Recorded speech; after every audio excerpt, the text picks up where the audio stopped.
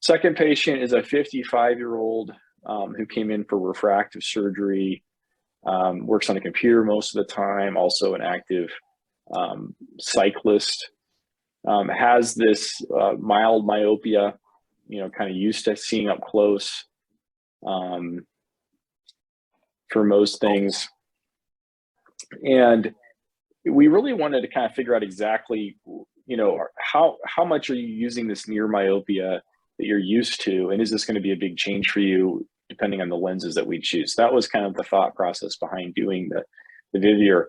And what we found is that he had a really sharp peak at 26 inches of where he's using his vision, and the near, so-called near, less than 20 inches away, was very rare. So this guy really lived at distance and intermediate.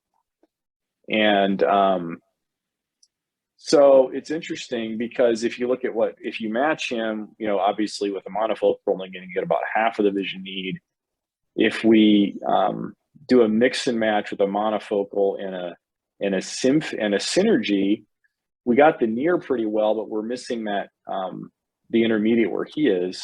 And what turned out to be the best combination is a monofocal in one eye and a Technis 275 in the other. And we just nailed that huge peak for him, hit both of those peaks with that technology.